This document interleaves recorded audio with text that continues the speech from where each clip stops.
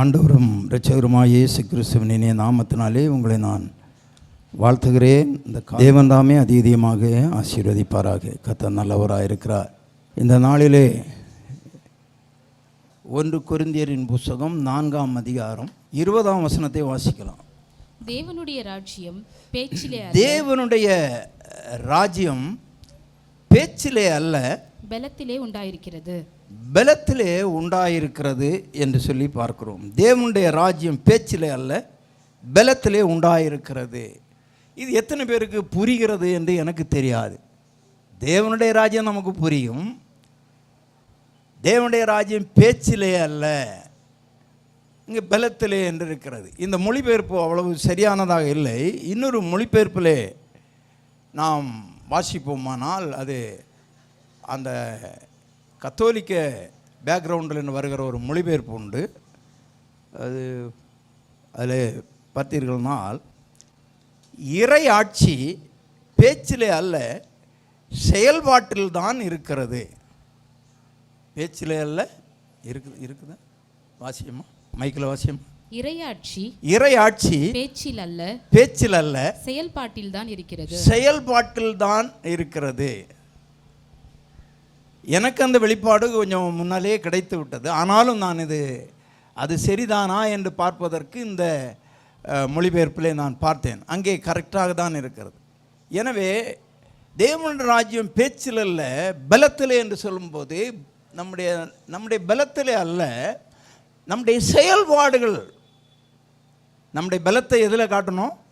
செயல்பாட்டிலே காட்ட வேண்டும். எனவே தேவனுடைய ராஜ்யத்துக்காக நாம் காத்திருக்கிறோம். தேவனுடைய ராஜ்யத்தை இந்த பூமியிலையும் நான் அனுபவித்து கொண்டு தான் இருக்கிறோம். எத்தனை பேர் அனுபவிக்கிறீர்கள் என்று எனக்கு தெரியாது.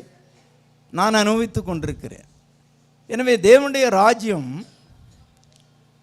இன்னொரு இடத்துல இருக்கும். அது ரோமர் என்று நினைக்கிறேன். நான் அதை கொண்டு வரவில்லை. புசிப்பும் குடிப்பும் அல்ல தேவனுடைய ராஜ்யம், அது நீதியும் சமாதானமும் பரிசுத்த ஆவியினால் உண்டாகும் சந்தோஷமாக இருக்கிறது என்று சொல்லி பார்க்கிறோம். ஒரு புசிப்பதினாலே குடிப்பதினாலே வருகிற ஒரு சந்தோஷம் அல்ல தேவனுடைய ராஜ்யம். தேவனுடைய ராஜ்யம் எங்கே இருக்கிறதாம்? அது நீதியில் இருக்கிறது. நாம் செய்கிற நீதி நியாயங்கள். அந்த நீதி நியாயங்கள், நீதியும் சமாதானம். நம்முடைய வாழ்க்கையில் சமாதானமான வாழ்க்கை இருக்கிறதா? பரிசுத்த ஆவியினாலே உண்டாகிறதான சந்தோஷம், இதெல்லாம் நம்முடைய வாழ்க்கையிலே இருக்குமானால் அந்த பரலோகத்தினுடைய சில அனுபவங்களை நாம் இந்த பூமியிலே நாம் அனுபவிக்க முடியும். சோதரம், நிறைய பேர் பேச்சிலேயே காலத்தை கழித்து விடுகிறார்கள். நாம் இன்றைக்கு நமக்கெல்லாம் யூடியூப்புகள் எல்லாம் மலிந்து போய் கிடக்கிறது. நாம் இருக்கிற இடத்துல இருந்து கொண்டே பிரயாணம் பண்ணிக்கொண்டே தேவனுடைய வார்த்தைகளை, அநேக காரியங்களை பல ஊழியக்காரர்கள் பேசுகிறதை நீங்கள் கேட்க முடிகிறது. அநேக மக்கள் நம்முடைய சபையில் பிரசங்கிக்கப்படுகிற செய்தியை மட்டும்தான் கேட்டுக்கொண்டிருக்கிறீர்கள். கர்த்தருக்கு ஸ்தோத்திரம். ஆனால் அநேகர் வேறு சபைகளுக்கு போகிறதில்ல. வேறு சபைகளுடைய சத்தியங்களை வேறு சபைகளுக்குன்னு விடுங்க, வேறு ஊழியக்காரர்கள் பேசுகிறது. ஆனால் இந்த யூடியூப்பில் பல ஊழியக்காரர்கள் பேசுகிறாங்க. ஆனால் பெரும்பான்மை வார்த்தைகளும் எல்லாம் பேச்சோடு தான் முடிகிறது. பேச்சிலே தான் முடிகிறது. பேச்சு நயமாக பேசுகிறார்கள், அழகாக பேசுகிறார்கள்.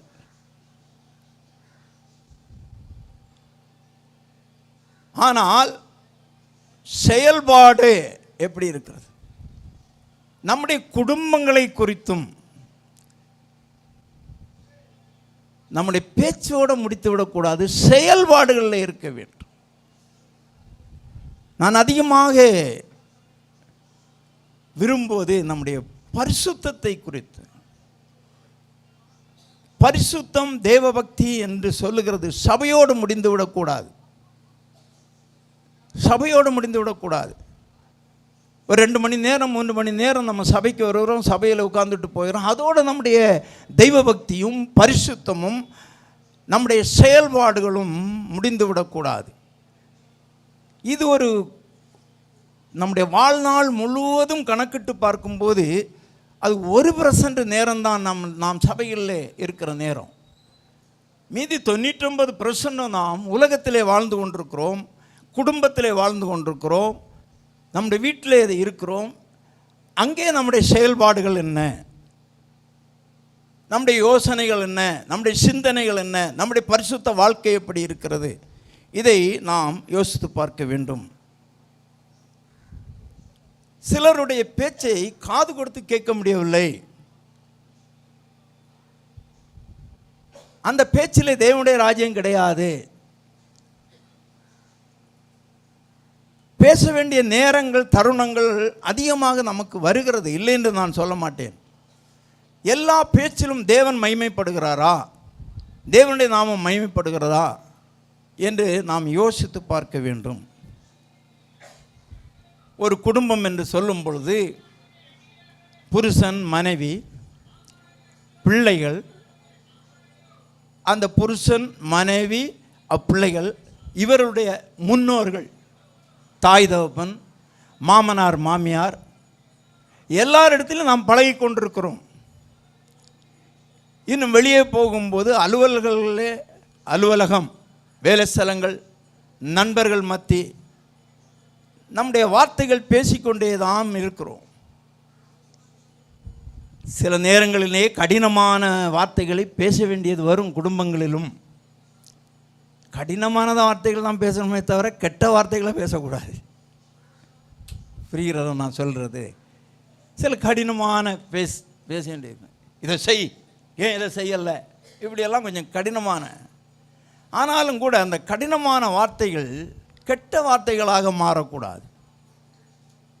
கவனமாக இருக்க வேண்டும். அதுபோல் செயல்பாட்டிலே கணவன், மனைவி, பெற்றோர், குடும்பம் என்று சொல்லும்போது செயல்பாட்டிலே கவனமாக இருக்க வேண்டும். இன்றைக்கு பொதுவாக இருக்கிற ஒரு சூழ்நிலையை நான் சொல்லுகிறேன். சொந்த தாய் தகப்பனையோ, சொந்த மாமனார், மாமியார், அதாவது புருஷனுக்கு தாய் தகப்பனாக வரும், அந்த மருமகளுக்கு மாமனார், மாமியாராக வரும். அதுபோல் ஒரு சகோதரி எடுத்துக்கிட்டால் அவர்களுக்கு தாய் தகப்பன், புருஷனுக்கு மாமனார், மாமியார். இதெல்லாம் அவர்களை எப்படி நாம் நடத்துகிறோம், எப்படி அவர்களை வைத்து கவனிக்கிறோம், அந்த முழு மனதோடு செயல்பாட்டிலே இருக்கிறோமா, கடமைக்காக இருக்கிறோமா, கட்டாயத்துக்காக இருக்கிறோமா என்னெல்லாம் பார்க்க வேண்டும். அல்லேலூயா சொல்லலாமா? எல்லாரிடத்திலும் குறைவுகள் உண்டு, நல்ல காரியங்களும் உண்டு. எல்லாவற்றையும் அனுசரித்து போகிறது தான் குடும்பம். அல்லேலூயா சொல்லலாமா? ஒரு கணவனும் மனைவியும் அந்த கணவனுடைய அம்மாவும் சேர்ந்து எருசலேமை சுற்றி பார்க்க போனாங்களாம். எருசலேமை சுற்றி பார்க்க போன இடத்துல அந்த கணவனுடைய அம்மா, அந்த சகோதரியினுடைய மாமியார் அங்கே மரித்து விட்டார். ஒரு பலவீனம் வந்து அவர்கள் மரித்து விட்டார். அப்போது அங்கே இருந்ததான அந்த கைடு, அங்கே இருந்த ஆட்கள் எல்லாம் சரி அவர்கள் மரித்து விட்டார்கள், இப்பொழுது இந்த பாடியை உங்கள் ஊருக்கு எடுத்துகிட்டு போகிறதா இருந்தால் $3000 மேல் செலவாகும். இதே பாடியை இங்கே புதைத்து விட்டால் $300 முடிந்துவிடும்.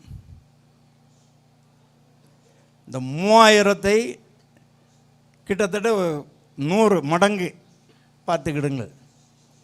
நீங்கள் என்ன பண்ணுகிறீர்கள் என்று. அப்பொழுது இந்த புருஷனும் மனைவியும், மகனும் மருமகளும் யோசிக்கிறாங்க. மகன் சொல்கிறார் மருமகளே பார்த்து, மனைவியை பார்த்து சொல்கிறார், என்னுடைய அம்மா மரித்து விட்டாங்க, இந்த சடலத்தை நான் கொண்டு போய் சேர்ப்பதற்கு $3000 என்று சொல்கிறாங்க. அது ஒரு பெரிய தொகை நம்மளுக்கு. ரெண்டாவது, இதை கொண்டு போகிறது சாதாரண காரியமும் அல்ல, இங்கேயே புதைத்து விடலாம் என்று. அந்த மருமகளுக்கு மாமியார் பேரில் எவ்வளோ பாசமோ, அந்த மருமகள் சொல்கிறாங்களாம், ஏங்க நம்ம அத்தையை இங்கே புதைக்கவே கூடாது. பணம் எவ்வளோ ஆனாலும் நம்ம ஊருக்கு தான் கொண்டு போகணும். ஊரில் கொண்டு புதைச்சாதான் கல்லறை திருநாளில் போய் பார்க்க முடியும். அங்கே ஒரு கல்லறை கட்டி அதை அடிக்கடி பார்க்க முடியும். நீங்கள் எருசலேமில் புதைச்சிட்டு போனால் உங்கள் அம்மா தான் எனக்கு அத்தை, இந்த அத்தையை இங்கே புதைச்சிட்டு போகிறேன் எப்படிங்கன்னு. என்ன மாதிரி குடும்பம் பார்த்தீங்களா? புருஷன் எப்படி இருக்கிறாரு? நீங்கள் புருஷனுக்கு எத்தனை மார்க் கொடுப்பீங்க, அந்த மனைவிக்கு எத்தனை மார்க் கொடுக்குவீங்க? கொஞ்சம் கொடுங்களாம், டக்குன்னு கொடுத்துருங்க, டைம் இல்லை, கொடுங்க. யாரும் கொடுக்க மாட்டேங்கிறீங்க. சரி, எப்படியோ அந்த மனைவியினுடைய ஆசை தான் நிறைவேறுச்சு. $3000 போனால் போகுது, ஊருக்கு கொண்டு வந்தாச்சு. அடக்கம் அது கொண்டு வர்றதுக்கு, ஒரு பாடியை கொண்டு வர்றதுக்கு நீங்கள் வெளிநாட்டிலேருந்து மறித்து கொண்டு வந்தால் அந்த அனுபவங்கள் இருந்தால் தெரியும் எவ்வளோ பாடுகள்னு. அடக்கம் எல்லாம் பண்ணியாச்சு.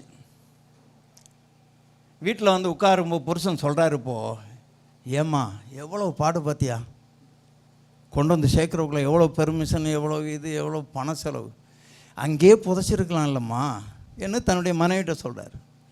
அந்த மனைவி சொன்னாங்க, ஏங்க இயேசுநாதரை எருசலேமில் தாங்க புதைச்சாங்க, 3ஆவது நாள் உயிரோடு வந்துட்டார். இப்போ அதுக்கு மேலே உங்களுக்கு புரிஞ்சிருக்கும்.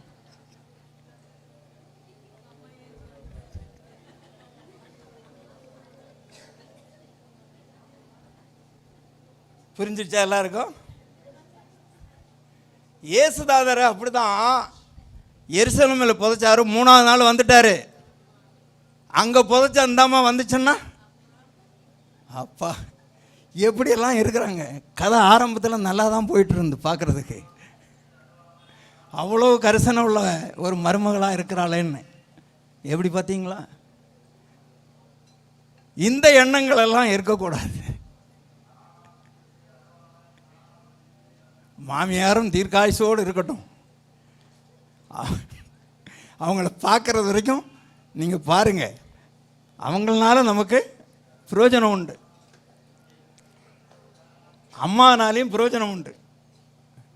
எல்லாவற்றையும் சகிச்சு போகிறது தான் குடும்பம். அல்லையா சொல்லலாமா? சில நேரங்களில் நாம் வாயினாலே நாவை அடக்காமல் போகிறோம். யாக்கோபு 3:8 நாவை அடக்க ஒரு மனுஷனாலும் கூடாது, அது அடங்காத பொல்லாங்குள்ளதும். போதும். நாவ் நன்றாக தெளிவாக இன்னொரு முறை வாசிங்க. நாவை அடக்க ஒரு மனுஷனாலும் முடியாது. எல்லாரும் சொல்லுங்க, நாவை அடக்க ஒரு மனுஷனாலும் முடியாது. நாவானது அடுத்தது என்ன இருக்கு? அது அடங்காத பொல்லாங்குள்ளதும். அது அடங்காத பொல்லாங்கு உள்ளது, சாவுக்கு ஏதுவான விஷம் நிறைந்ததுமாய் இருக்கிறது. சாவுக்கு ஏதுவான விஷம் நிறைந்ததுமாய் இருக்கிறது.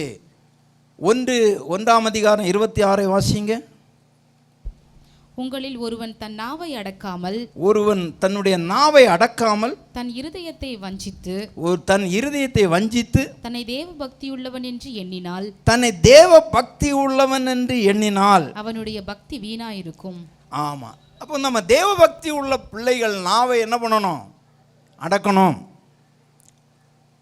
நாவை அடக்காதபடி இருதயத்தை வஞ்சித்து, இருதயம் சொல்லும், எப்பா கொஞ்சம் அடக்கு, இப்படி பேசாத. அந்த இருதயத்தை நாம் என்ன பண்ணுகிறோமா? வஞ்சித்து விடுகிறோமா? இருதயத்தை வஞ்சித்து விட்டு நாவை அடக்காமல் இருக்கிறது. இன்னுமாய் அந்த யாக்கோபு பார்த்தீர்களானால் அதை 3 அதிகாரம் 6 வாசிங்க. நாவும் நெருப்புதான், அது அநீதி நிறைந்த உலகம். நம்முடைய அவயவங்களில் நாவானது முழு சரீரத்தையும் கரைப்படுத்தி, முழு சரீரத்தையும் அது என்ன பண்ணிருமா? கரைப்படுத்தி ஆயுள் சக்கரத்தை கொளுத்தி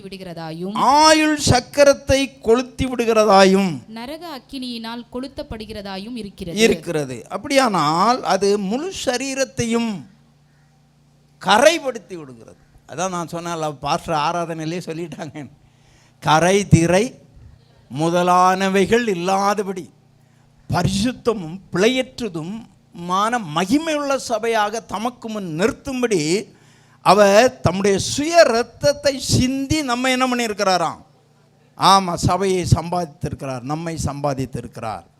எனவே இந்த நாவு ஒரு நெருப்பு.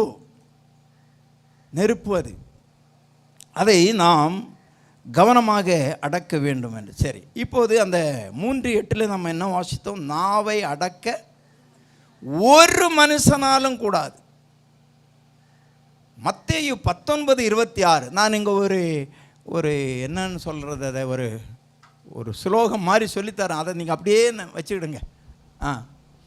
இயேசு அவர்களை பார்த்து, மனுஷரால் இது கூடாததுதான், மனுஷனாலே கூடாததுதான், தேவனால் எல்லாம் கூடும். அதுதான் நான் சொன்னேன். முதல்ல உள்ளதை வாசிக்கணும். என்ன வாசிக்கணும்? நாவை அடக்க ஒரு மனுஷனாலும் கூடாது, ஆனால் மனுஷனாலே கூடாததெல்லாம். இது ரெண்டையும் நீங்கள் ஒன்றா இணைச்சிக்கிடணும். இணைச்சி நீங்கள் என்ன பண்ணணும்? நீங்கள் பைபிளில் இனிமேல் நீங்கள் பைபிளில் அப்படி பிரிண்ட் பண்ண முடியாது. அதனால் நீங்கள் என்ன பண்ணுங்க, உங்கள் டைரியில் அழகாக எழுதிக்கிடணும். நம்மளால் முடியவே முடியாதுங்க. மனுஷனாலே எப்போ என்ன வரும்? நல்லா தான் காலம் எழுப்பி ஸ்மூத்தாக தான் போயிட்டுருக்கும், கரெக்டாக தான் போயிட்டுருக்கும். ஒரு செகண்டுக்குள்ளால் என்ன ஆயிரும்? வார்த்தைகள் எல்லாம் வெளியே வந்துடும், பட்டுன்னு வந்துடும். அப்போது இது மனிதனாலே, ஒரு நாவை அடக்க மனிதனாலே கூடாது, ஆனால் தேவனாலே கூடாதது ஒன்றுமே இல்லை. தேவனாலே எல்லாம் கூடும். அப்படியானால் இந்த மனுஷனுக்குள்ளாக தேவனை வச்சுக்கிடணும். இல்லையா? சொல்லலாமா? மனுஷனுக்குள்ளால யார் இருக்கணும்? தேவன் இருக்கணும். தேவனாலே கூடாதது ஒன்றுமே இல்லை. அப்போ தேவனுடைய ஒத்தாசையினாலே தான் நம்முடைய வாழ்க்கை முழுவதும் இருக்க வேண்டும். பிரியமானே, கடினமான உபதேசத்தை நான் சொல்லலை, இதெல்லாம் குழந்தைங்களுக்கு சொல்கிறது தான். உங்களுக்கு நினைப்பூட்டி சொல்லுகிறேன். பவுல் சொல்வார், மறுபடியும் அசிவார உபதேசத்தை போடக்கூடாதுன்னு சொல்கிறார். நீங்கள் எல்லாம் பலமான ஆகாரத்தை உண்ணுவதற்கு வளர்ந்துட்டீங்க, நான் மறுபடியும் பாலே கொடுக்கக்கூடாதுன்னு சொல்லுவார். ஆமாம், நான் உங்களுக்கு பால் ஊற்ற வரல, பால் கொடுக்க வந்திருக்கிறேன், அதனால் கவலைப்படாதுங்க. மறுபடியும் சில நேரங்களில் நாம் பாலை உண்ணத்தக்க பிள்ளைகளாக மாறி விடுகிறோம். அதுதான் அதில் உண்டு. எனவே அன்பு தெய்வ பிள்ளைகளே, நாம் கவனமாக காணப்பட வேண்டும், கவனமாக காணப்படுவோம். சில பேச்சுகள் பேசும்படியாக வரும் வீட்டிலே. அப்போ அந்த வார்த்தைகளை கொஞ்சம், மனைவி பேசும்போது புருஷனுடைய மனசு புண்படக்கூடாது, புருஷன் பேசும்போது மனைவியினுடைய பேச்சு மனசில் புண்படக்கூடாது. கடிந்து கொள்ளலாம், பேசலாம். சில சகோதரிகள் சொல்லுகிறது, நம்முடைய சபையில் உள்ளவங்களும் நான் சொல்லலை, என் சொந்த பந்தங்களோ எனக்கு தெரிஞ்சவங்க சொல்கிறது. என்ன கதை? ஒரு ட்ரெஸ் பண்ணிவிட்டு வெளியே போனால் எவனை பார்க்க போகிற? இந்த வார்த்தை என்ன வார்த்தை தெரியுமா? எவனை பார்க்க போகிற? ஒரு சகோதரி ஒரு வேலைக்கு போயிட்டோ இல்லை வெளியே போயிட்டோ ஒரு கடைக்கு போகிறேன்னு சொன்னாங்க, ஒரு 2 ஹவரில் வந்துடுறேன்னு, கூட ஒரு 2 ஹவர் ஆயிடுச்சு. எவனை பார்க்க போயிட்டு வர்ற?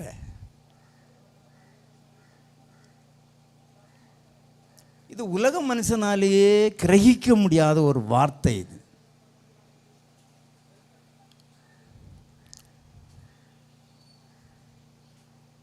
இந்த வார்த்தையை நான் இங்கே சொல்லலாமா வேண்டாம்னு ரொம்ப நேரம் ஆண்டவர்கிட்ட கேட்டேன். அவர் சொன்னார், நான் சொல்கிறேன் சொல்லுன்னு சொன்னார். நான் உன் கூட இருக்கிறேன், நீ சொல்லு, யாரை உன்னை அடிக்கவே மாட்டாங்க. அன்பு தெய்வ பிள்ளைகளே, இயேசு கிறிஸ்துவினுடைய சுய இரத்தத்தினாலே சம்பாதிக்கப்பட்ட சபை பேச்சிலே அல்ல, செயல்பாட்டில் இருக்க வேண்டிய சபை. இந்த பேச்சு எவ்வளோ ஒரு கடினமான பேச்சு தெரியுமா? சில ரட்சிக்கப்பட்ட பிள்ளைங்க அப்படி பேசுகிறாங்க. உங்களை சொல்லலை, இந்த கூடாரத்துக்குள்ளால் இருக்கிறவங்க பேச மாட்டீங்கன்னு நான் விசுவாசிக்கிறேன். எங்கேயோ நடக்கிறது சொல்கிறேன். இதெல்லாம் நமக்கும் கொஞ்சம் தேவைப்படுகிறது. ஹார்டான வார்த்தைகளை யூஸ் பண்ணாதுங்க, ரொம்ப அவலட்சணமான வார்த்தைகளை யூஸ் பண்ணாதுங்க. ஒரு மனது புண்பட்டு வேதனைப்பட்டு காலம் ஃபுல்லாக கண்ணீர் வடிக்கிற வார்த்தைகளை நாம் பேசக்கூடாது. வார்த்தைகளை பேசக்கூடாது. நாம் எல்லாரும் கர்த்தருக்கு பயந்த பிள்ளைகள், கர்த்தருடைய பிள்ளைகள்.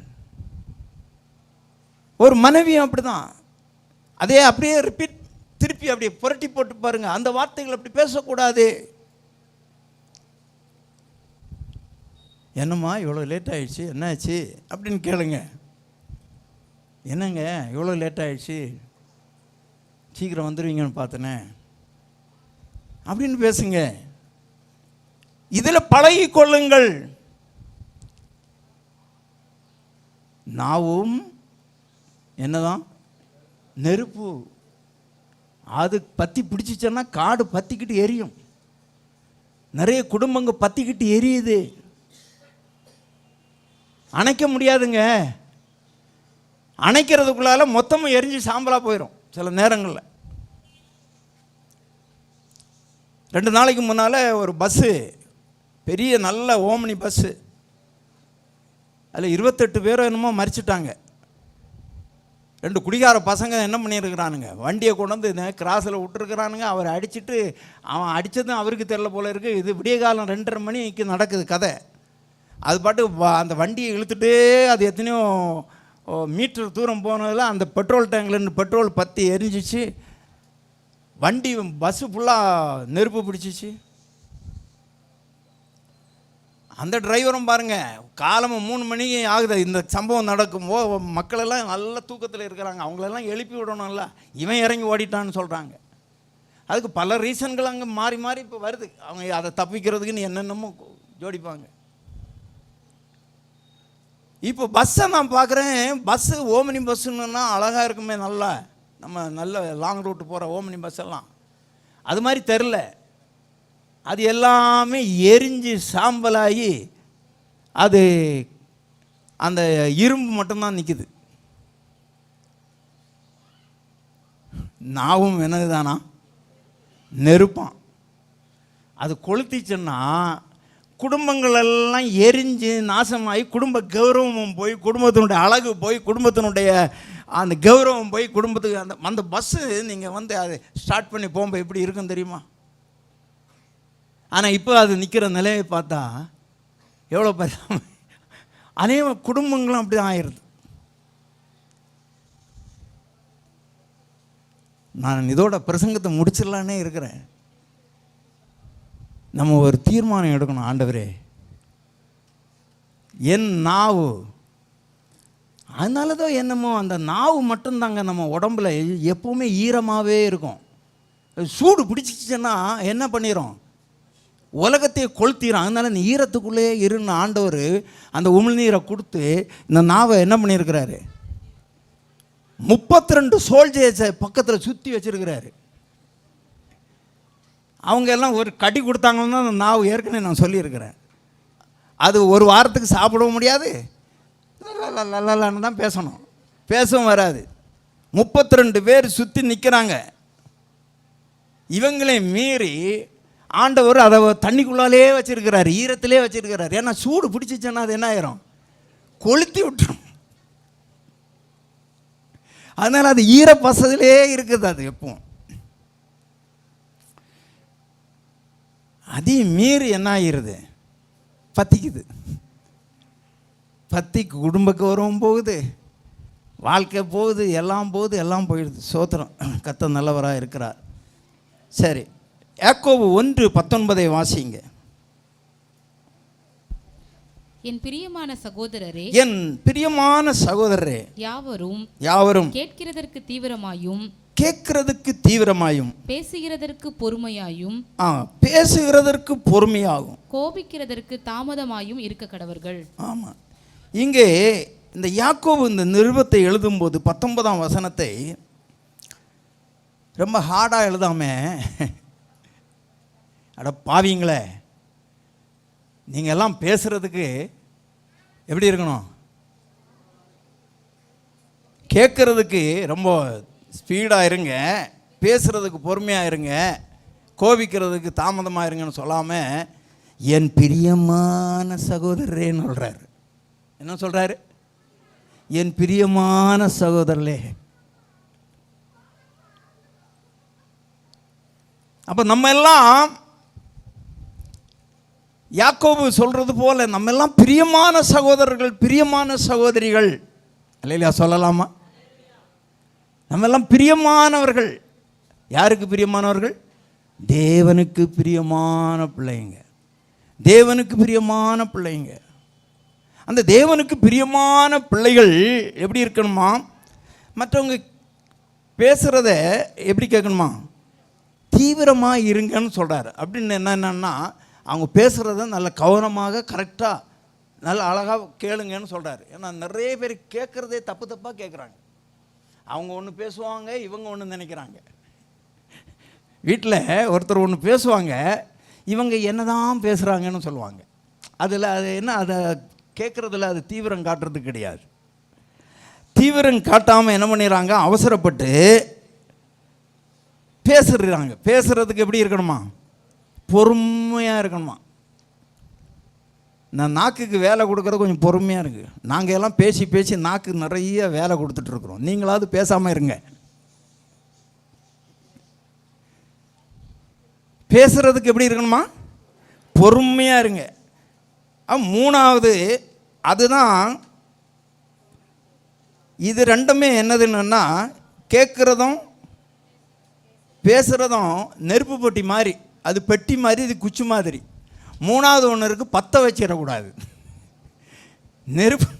நெருப்பு பெட்டியும் குச்சம் இருக்கலாம், அது பாட்டுக்கு கொளுத்து ஒராசிச்சுன்னா அவ்வளோதான். அதுதான் கோபிக்கிறதுக்கு.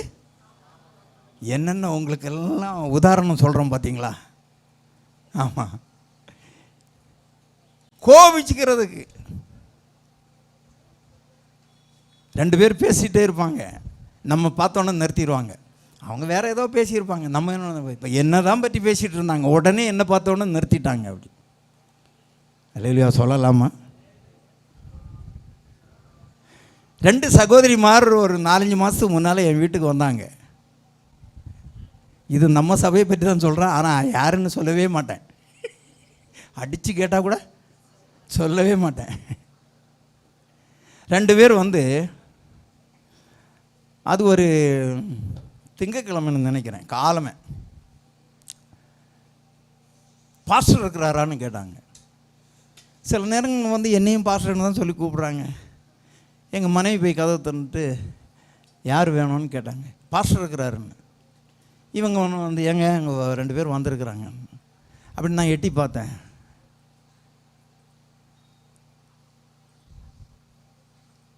பாஸ்டர் இன்றைக்கி இல்லைம்மா, நாளைக்கு தான் வருவாங்க, அவங்க வீடு வேறு, சொல்லுங்கள் என்ன வேணும் அப்படின்னு. இல்லை, அவர்கிட்ட கொஞ்சம் பேசணும், நாளைக்கு வாங்க, நாளை செவ்வாய்க்கிழமை ப்ரேயருக்கு வருவாங்க, இருப்பாங்க, வாங்க பேசுங்கன்னு. அவங்க ஃபோன் நம்பர் கொடுங்க அப்படின்னு சொன்னாங்க. நான் சொன்னேன், உங்களை யார் அனுப்புனதுன்னு கேட்டேன். நம்ம சகோதரிமாரில் ஒருத்தருக்கு பேரை சொன்னாங்க. அதான் சொன்னேன், அடித்து கேட்டாலும்.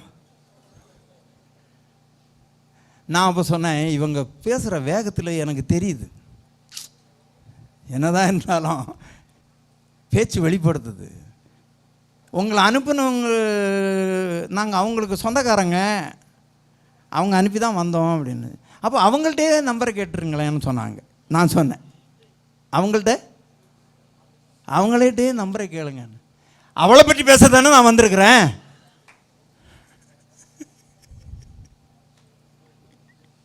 அவங்கள்ட்ட நீங்கள் நம்பரை கேட்டுருக்கலாமே, எங்கிட்ட நம்பரை கேட்குறீங்க. இன்னைக்கு வரைக்கும் நான் பாஸ்டர்ட்ட சொல்லலை.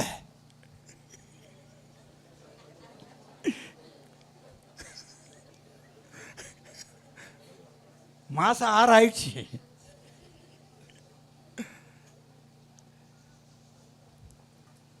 அன்பு தெய்வ பிள்ளைகளே, நிறைய பேர் பாதிக்கப்பட்டவங்க இருக்கிறாங்க, நிறைய பேர் பாதிக்கப்படுத்தவருக்குன்னு இருக்கிறாங்க.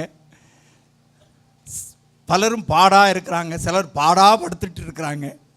இதெல்லாம் நாம் காரணம் நம்முடைய நாவு செய்கிறதான காரியங்கள். சோதரம் நாவு செய்கிற காரியங்கள். என்னென்னமோ பேசினாங்க, நான் எதுவுமே வாய் திறக்கலை. சில நேரங்களில் அடிக்கப்பட கொண்டு போகிற ஆட்டுக்குட்டியை போல வாய் திறவாமல் இருக்கிறது ரொம்ப நல்லது. யாருக்காகவும் நம்ம பேசக்கூடாது. அடிக்கப்படும்படி கொண்டு போகப்படுகிற ஆட்டை போல அவர் இருந்தார், நாம் இருக்கணுமா? புது புது காரியங்களெல்லாம் உங்களுக்கு சொல்லித்தர்றேன். எப்படி இருக்கணுமா? அடிக்கப்பட கொண்டு போகிற ஆட்டுக்குட்டியை போல நாம் வாய் திறவாமல் இருக்கணும் அநேக நேரங்களில். அல்லேலூயா சொல்லலாமா? கர்த்தருக்கு ஸ்தோத்திரம். ஆண்டவர் மாசு அணுகாத பராபர வஸ்து. அவர்கிட்ட எந்த ஒரு குறையும் இல்லாது நாமும் பூரணராகி அவருக்கு முன்பாக போய் நிற்க வேண்டுமாம் பிரியமானவர்களே. எனவே நாம் கவனமாக இருக்க வேண்டும். யோசுவாவின் புஸ்தகம், ஒரே ஒரு சம்பவத்தை சொல்லி நான் முடிச்சிடுறேன். யோசுவாவின் புஸ்தகம் 6ஆம் அதிகாரம் 1ஆம் வசனத்தில் நமக்கு தெரியும் எரிகோ கோட்டை என்ன பண்ண சொன்னார் ஆண்டவர். அது ஒரு பெரிய கோட்டை, நமக்கு தெரியும். அதில் மதில் சுவர்களிலே வீடு கட்டி இருந்திருக்கிறாங்க. அப்படிப்பட்ட பெரிய ஒரு கோட்டை. அதை இடிந்து விழுந்தால்தான், அதை மேற்கொண்டு தான் இஸ்ரேல் ஜனங்கள் கானானுக்குள்ளாக போக வேண்டும். அந்த எரிகோவை பிடித்து விட்டு தான் அப்புறம் போக வேண்டும். ஆனால் அங்கே இருக்கிற சூழ்நிலைகளை பார்க்கும்போது ஆண்டவர் அவர்களிடத்தில் சொன்னார், யோசுவாவிடத்தில் சொல்கிறார், நீ ஆசாரியர்களை நிறுத்து, உடன்படிக்கையை பற்றி சுமந்து கொண்டு அவர்கள் என்ன பண்ணணும், ஒரு நாள் ஒரு முறை சுற்றி வரணும். அப்படி 6 நாள் சுற்றணும். 7ஆவது முறை 7 முறை சுற்றி வரணும் அப்படின்னு சொன்னார். இந்த 10ஆம் வசனம் தான் நான் ஹைலைட் பண்ணுறது. 10ஆம் வசனம் வாசிங்க. யோசுவா ஜனங்களை நோக்கி நான் சொல்லும் நாள் மட்டும், நான் சொல்லுகிற நாள் வரையிலும் நீங்கள் ஆர்ப்பரியாமலும் உங்கள் வாயினால் சத்தம் கொடாமலும் இருங்கள். உங்கள் வாயினாலே சத்தம் கொடாமலும் இருங்கள். உங்கள் வாயிலிருந்து ஒரு பேச்சும் புறப்படக்கூடாது. ஆர்ப்பரியுங்கள் என்று நான் எப்பொழுது ஆர்ப்பரிங்கன்னு சொல்லுகிறேனோ அப்பதான் நீங்க என்ன பண்ணணும், ஆர்ப்பரிக்கணும்னு சொன்னாங்க. அப்படி எத்தனை நாள் இருக்கணும்? ஒரு சத்தமும் போடாம 7 நாள் இருக்கணும். ஒரு நாள் ஒரு முறை, 7ஆவது நாள் 7 முறை சுத்தணும். ஒரு சத்தமும் போடாதுங்க. உங்க வாயிலிருந்து ஒரு பேச்சும் வரக்கூடாது. ஏன்னா தாவீது பார்த்தீங்கன்னா அந்த 1 சாமுவேல் 30 அமலேக்கியர் எல்லாத்தையும் பிடிச்சிட்டு போன பிறகு 600 பேரில் போகும்போது 200 பேர் பக்கம் விடாய்த்தவர்களாக நின்றுருவாங்க. இந்த மாதிரி இந்த பேச்சு போகணுன்னா இந்த யோசுவாவுக்கு வேறு வேலை இல்லை. அக்கா, இதை சுற்றி வர்றது சாதாரண காரியமாக்கா? நம்மளாலே இடுப்பு ஒடியுது, வேலைக்கு போயிட்டு வர்றதுக்கே இடுப்பு ஒடியுது. இந்த மனுஷன் இதை சுத்த சொல்கிறாரு. சரி, கடப்பாறை எடுத்துட்டு உடைக்க சொன்னால் கூட நம்மளால் முடிஞ்ச அளவு இடிக்கலாம், குத்தலாம், உடைக்கலாம். இவர் என்ன சொல்கிறாரு? சுத்த சொல்கிறாரு.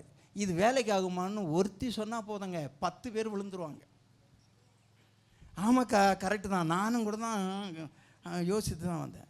2ஆவது நாள் பார்த்தீங்களா, நேற்றைக்கு சுத்தனம் விழுந்துச்சா, அந்த ஆளுக்கு வேறு வேலையே இல்லைங்க, இன்னும் சுத்த சொல்கிறாரு. இப்படி எத்தனை நாள் சுற்றுவாரோ தெரியல.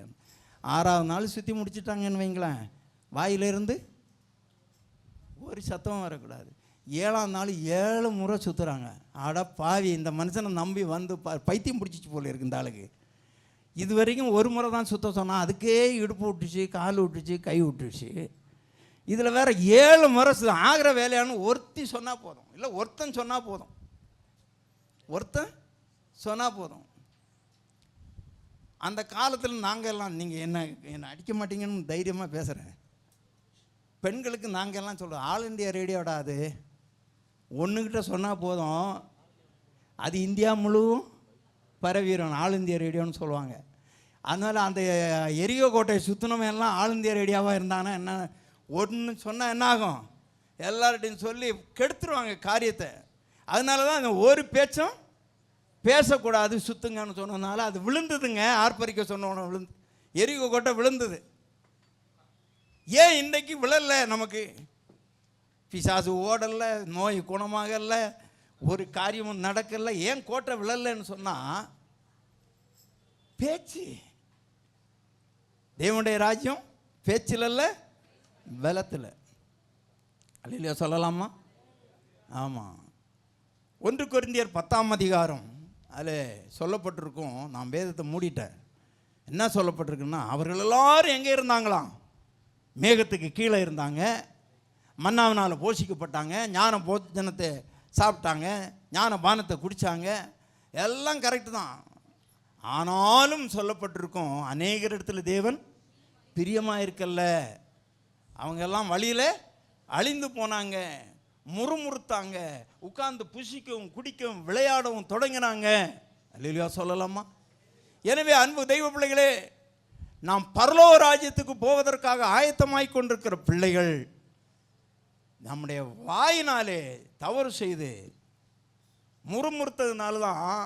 அதெல்லாம் இப்போ நான் சொல்ல மாட்டேன், சொல்ல நேரம் இல்லை. இஸ்ரேல் ஜனங்கள் 20 நாளில் போனால் 20 நாளில் வந்தான். 40 நாள் தாங்க போயிட்டு வர்றதுக்கு. கானானை போய் பார்த்து வேவு பார்த்துட்டு வர்றதுக்கு எத்தனை நாள்? 40 நாள். ஆனால் இஸ்ரேல் ஜனங்கள் போய் சேர்றதுக்கு எத்தனை வருஷம்? 40 வருஷம். ஏன் 40 வருஷம் ஆயிடுச்சு? மேகம் எழும்பாது. மேகம் எழும்புனா தான் இவங்க போக முடியும். மேகம் அங்கேயே இருந்தது. ஏன்னா இவங்க கூடாரத்தில் முறுமுறுத்தான். இன்னும் இந்த கோராகு புத்திரர்கள் அதெல்லாம் கொண்டு வந்தாங்க. இப்போ நான் சொல்ல மாட்டேன். 280 பேர் பூமி பிளந்து உள்ளாலே போயிட்டான். கடைசியில் பார்த்தீங்கன்னா மோசே புறப்படும் போது அவனோடு கூட வந்ததில் யோசுவாவும் காலேப்பும் மட்டும்தான் அங்கே போய் சேர்ந்தாங்க. மீதி எல்லாம் வழியிலே அழிஞ்சிட்டாங்க. வழியில் பிறந்த பிள்ளைங்க தான் போனாங்க. புரிகிறது அவங்களுக்கு? புறப்பட்டவங்க எல்லாருமே மடிஞ்சு போனாங்க இந்த 40 வருஷத்தில். ஏன்? வாயால் கேட்டாங்க. முறுமுறுப்பு. அங்கே இருந்ததுன்னா வெள்ளரிக்காய் கிடச்சிருக்கும், அங்கே இருந்தோன்னா கொம்பட்டிக்காய் கிடச்சிருக்கும், அங்கே இருந்தோன்னா காடை கிடச்சிருக்கும், அங்கே இருந்தோன்னா விதமாக நாங்கள் இறைச்சி பாத்திரங்கண்டிலே படுத்து கிடந்தோன்னு சொல்லுவான் ஒருத்தன். இப்படியெல்லாம் பண்ணி வாழ்க்கையிலே நாசமாய் போட்டார்கள் இஸ்ரவேல் ஜனங்கள். அவர்கள் யார்? ஆண்டவர் மார்பை தட்டி தட்டி பேசினார். ஏன் ஜனம் அந்த ஜனம்தான் நாசமாக போனாங்க. நீங்கள் நல்லா இருப்பீங்கன்னு வாழ்த்தி விட்டு நான் முடிக்கிறேன். பிரியமான தேவனுடைய பிள்ளைகளே, தேவனுடைய ராஜ்யம் பேச்சில் அல்ல, செயல்பாட்டில்.